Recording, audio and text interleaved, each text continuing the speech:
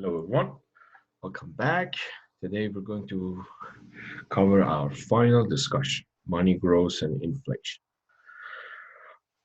We all like money, but why do we like money? Because it enables us to get nice things, things that we like. For example, I can buy a new laptop, I can buy a nice car, or I can go see Ireland, which I really like the history of Ireland. It's just beautiful. Because of all these possibilities that we can acquire using money, that we can achieve using money, we like it.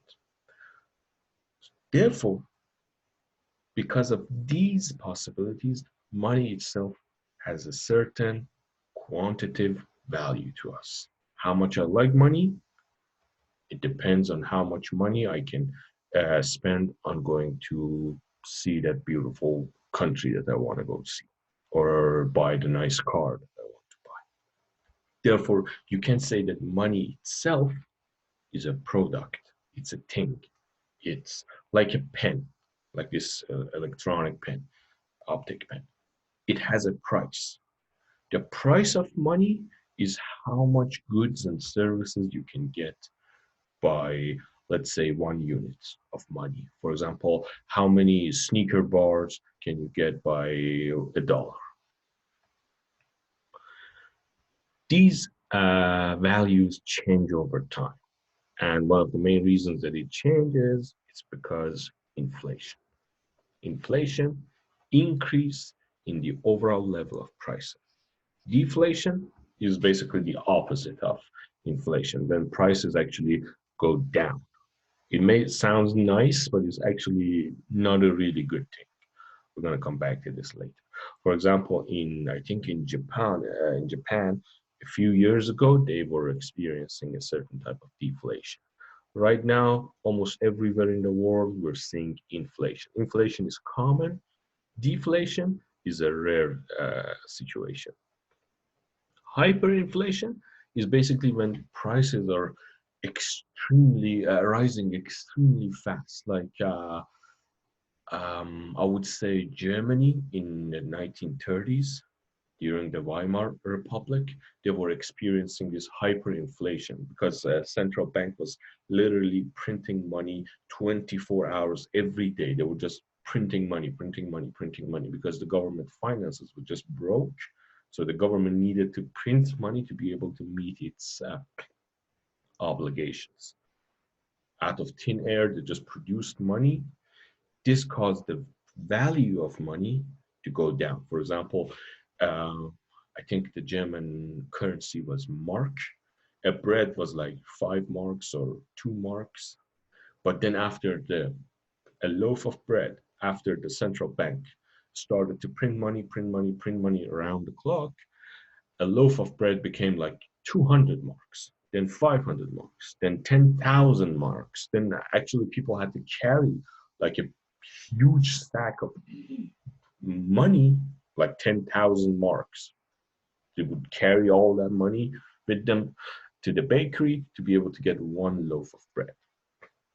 That's hyperinflation. From 2005 to 2015, prices rose at an average rate of 1.2% every year. During 1970s, however, prices rose by almost 8% every year. The price level more than doubled over the decade. Why more than doubled? Because this price level, starting in 1970, would increase by almost 8%. And then this increase added to the first amount would also increase after by 8% next year. So it wouldn't be increasing 8%, it would be increasing at 8% multiplied by 108% of the last year. So after 10 years, this increases added up to almost 100%. So more than double, more than 100%. International data. Let's see what's happening in the world. You can see in 2015 in the US, inflation rate is almost 0.1%. That's very low. In China, it's 1.5%. Again, very low. In India, it's almost 5%. It's normal. In Russia, however, it's 15%. It's more than what you want. Certain economists, they believe that up to 7%, 8% even inflation rate is bearable, it's normal, but above 8%, it's an abnormal high inflation rate. 84% in Venezuela, it's a it's bad news. And in 2008, in Zimbabwe, 24,000% hyperinflation. That basically means that the government of Zimbabwe actually lost control and they just started to print money, print money, print money to be able to meet their obligations. And this is like a Mad Max situation. You seriously don't want to live in a country with hyperinflation. Crazy things happen there. Classical theory of money, quantity theory of money, it explains the long run determinants of price level, explain the inflation rate. Inflation is an economy-wide phenomenon. Therefore, it's the job of macroeconomists to study it. If you remember microeconomics, it's about study of markets, supply, demand, things like that. But macroeconomics is the study of economy-wide phenomena. Concerns the value of economies, medium of exchange. Money is called, if you look at chapter 16, you will see that money is the medium of exchange. It's something that we use to be able to trade with one another. For example, let's say I'm a farmer. I have harvested my corn. Now, I can take the corn to, let's say, the car salesman. I want to buy a new car. I would pay him with 10 tons of corn. Well, the salesman may need that much corn, but most probably a car salesman doesn't need 10 tons of corn. So I would actually have to find someone who has what the salesman wants, give him the corn, take what he has, and then give it to this car salesman. This process is actually impossible to do. So many costs, so many problems. So ever since, I think before antiquity, we started to develop a medium of exchange. For example, coins. Coins were minted from rare metals, for example, silver or gold. And then these coins were used to trade, to barter. That's how why we call today's money the dollar bill or the electronic money, your credit card, your debit card. All of these are your medium of exchange. Inflation is the rise in the price level, in how much that medium of exchange is losing its value. For example, one more time, this pen, I can buy it today for, let's say, $10. Next year, the price of this pen is $15. This pen is still the same. It doesn't have any new stuff added to it. It doesn't have GPS. It doesn't play music for me. It doesn't do anything specifically new or fancy. It's the same pen. This pen has the same exact value to me it had last year. What happened is that money itself lost its value. Lower value of money. Each dollar buys a smaller quantity of goods and services. Money demand reflects how much wealth people want to hold in liquid form. Now, liquid form, again, in terms of money. People need money in terms of as a liquid, or in economics, we call it liquidity, so that they can spend it, so that they can have maneuverability. For example, I need liquid wealth to buy a house. If I already have a house, I don't need that liquid wealth. I just enjoy my wealth, which is my house. Or if I want to buy a car, I need wealth in a liquid form. Or if I want to go travel, see the world, I need wealth in a liquid form to be able to buy plane tickets for myself. It depends on credit cards, availability of ATM machines, interest rate, average level of prices in economy. Demand curve, again, as for everything else, every normal thing, money has a downward sloping demand curve. As more money are available, people value it less. People will trade fewer goods and services for the same amount of money. If more money is available, people want less of it. Money supply, in this case, is determined by the Federal Reserve and the banking system. This case, this is an exception. Supply curve is vertical. It's just one point. The Federal Reserve decides this is how much money this country needs to have right now. In liquid form, this is how much wealth this country needs right now. In the long run, money supply and money demand are brought into equilibrium by the overall level of prices. But that's in the long run. Now, as we can see here in this curve here, you can see that money supply is a quantity fixed by the Federal Reserve, while money demand, it is decided by the people, therefore it changes. It's a downward sloping demand curve. At this point A is the equilibrium value of money, is how much money actually was. For example, value of money at equilibrium is 1/2. The Federal Reserve decides this much money needs to be in the economy right now. For example, during this COVID-19 crisis, the Federal Reserve actually started to inject money through its open market operations and different things that I will explain later. They decided to actually shift this curve to the right a little bit, this vertical curve to the right, so that more money would be available. It would result in inflation rate and a drop in the value of money if the supply curve doesn't change.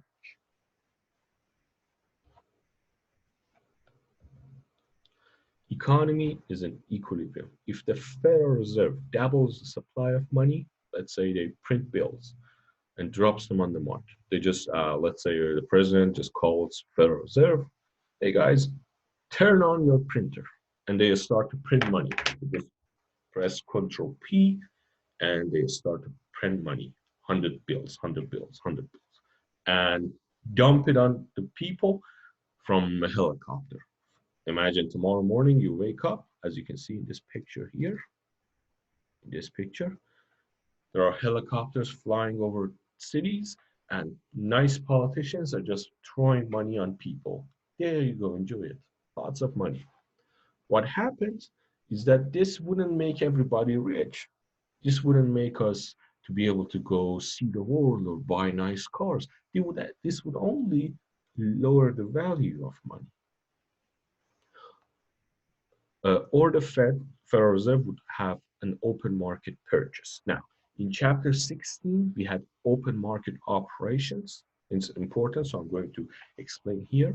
The Federal Reserve has two options when it comes to open market operations: an open market purchase and an open market sales.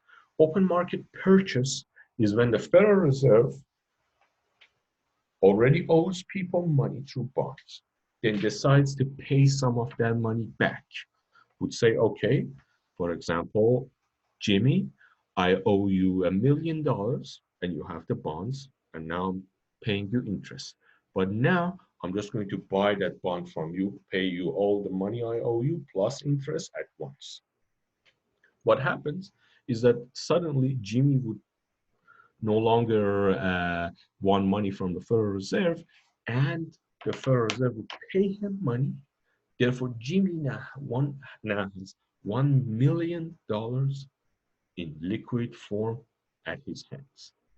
So indirectly, the Federal Reserve increased the supply of money by moving money from its vaults, from its safe into the public and buying back some of the government bonds, lowering its debts.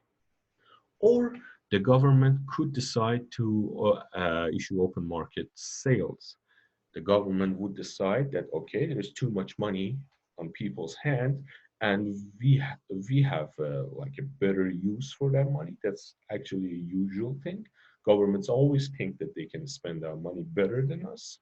So what they do is that they say, okay, people, nice people, you worked hard, you have your money, but wait a second.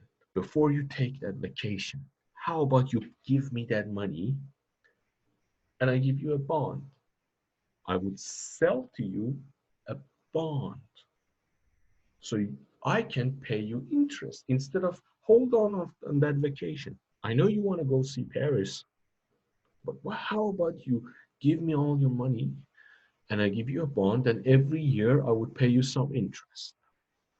What happens is that people would definitely like there are markets for it, so the government would eventually find someone who, by supply and demand, who is willing to sell his money to the government. The government would take that money and then usually waste the money. Like that's a very good example in certain macroeconomic exams. We all like I remember on my PhD exam, uh, we assume that the government uses the money it acquired to buy firecrackers and just blow them up. Just, just absolutely waste the money. What happens here is that now less money is available to the public. Supply curve shifts to the left. So let's go back here one more time. If you can see here, now here is the equilibrium, but then the Federal Reserve decides that we need more money in the public hand. So they would actually start to buy back some of their bonds. They would pay people money and get rid of their debts. This would make people overall, every one of us, to have access to more money in liquid form. On the other hand, if you look at here, you can see that if the government actually says, hey, people, nice people, come here and buy some bonds from me, it would make less money be available to the public. People would pay their money to the government. The government would absolutely waste that money, we assume, and it would cause the money supply curve to shift to the left. Of course, I'm joking, the government is not actually going to waste it in most situations, but then it's easier to assume this to be able to study the money supply and money demand. New equilibrium, supply curve, in case of open market purchase, shifts right. Therefore, the value of money decreases, or in other words, price level increases. This is what happens when the government decides to buy back some of the bonds and move the money from his vaults to the public and get rid of his debts. What happens is that the supply of money would increase, and now we have a new equilibrium where money is now worth less than before. For example, at this point A, I can buy, let's say, one sneaker bar with a $1 bill, with a dollar bill. At point B, however, I have to pay $2 for the one sneaker bar. Quantity theory of money, the quantity of money available in the economy determines the value of money, price level. Growth rate in the quantity of money available determines the inflation rate. How fast the quantity of money in the economy is going up and increasing, it's the inflation rate. Adjustment process, excess supply of money. When there's excess supply of money, increase in demands in goods and services, price of goods and services increases, increase in price level, increase in quantity of money demanded, then we arrive at a new equilibrium. Basically, like in every kind of market. In every kind of market, if one of these curves shifts, as we discussed in the early chapters, if you remember, because now the price and the value we assign to these different goods and services changes, the supplier would react, the demand side would react, and then they renegotiate the situation and we arrive at a new equilibrium. For example, let's just forget about money. Let's assume cars. Let's say suddenly Ford new Focus, the newest model of Ford Focus is super popular. I don't know, like a celebrity videotaped himself or herself doing some viral thing in a Ford Focus, and now people like Ford Focus a lot more than before. What happens is that the demand for Focus will increase.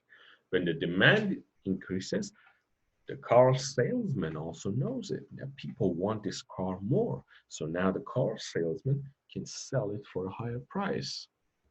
This higher price would eventually lead to people adjust their demand. They arrive at a new equilibrium. They negotiate with one another. They shake hands. New equilibrium achieved. That's the point B. Now, nominal variables, nominal variables measured in monetary terms, monetary units. Nominal is basically what's written on the paper. For example, we say, okay, I owe you $10,000. Real variables is variables measured in physical units. But what does this $10,000 that I owe you mean? How much goods you can buy with it? How much does it have value in the real world? If I owe you $10,000 today, and suddenly the government decides to unload trillions of dollars of cash into the society, just for no reason. The government, a new candidate would come to the elections and say, okay, guys, I have this great idea. How about we give everyone $10 million overnight? We can destroy poverty, right? If I give every single person in this country $10 million, we can overnight destroy poverty. It's genius. Why no one ever thought about that? Because all the rich people, they want to take this good stuff and keep it to themselves. But now I have this great idea. I'm going to give everyone $10 million and destroy poverty in less than a day. Great, genius, right? But what happens is that that $10 million for everyone would absolutely destroy the value of money. Now, money wouldn't worth anything.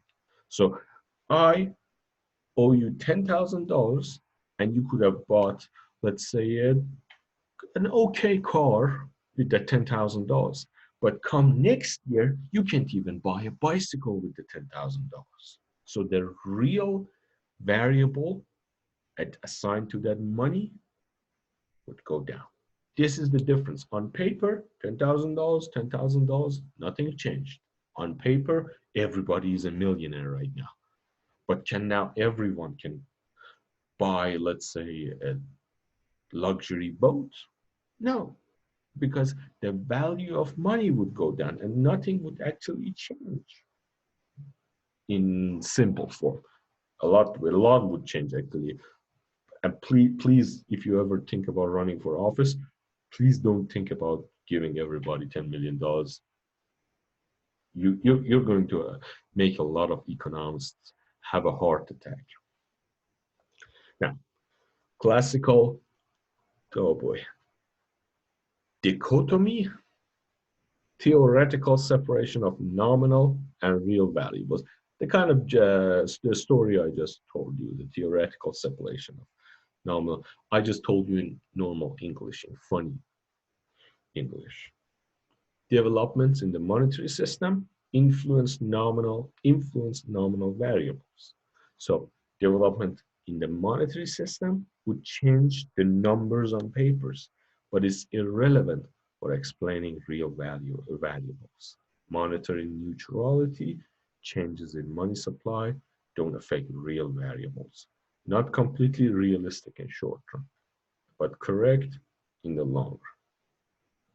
So in the long run, you can say that the Federal Reserve would play with the money supply and just print money or take money from the people. In the long run, it wouldn't change anything because in the long run, what matters is how many cars do we produce. That decides how much a car is valuable. Our production is important, not the prices or the numbers written on price tags or things like that, because in the long run, people would adjust themselves. For example, if I have 500 hamburgers in my refrigerator right now, that's how many hamburgers I get to eat. It doesn't matter if one hamburger is like $10 billion or $5. In the long run, the only thing that matters is how many hamburgers I have in the fridge. In the short run, however, it's not realistic because in the short run, things would change. People have to readjust their menu costs. We'll see later. In the short run, there are issues, but in the long run, we arrive back at the real deal, which is our ability to produce goods and services, our technology, our efficiency, our how much diligent we are.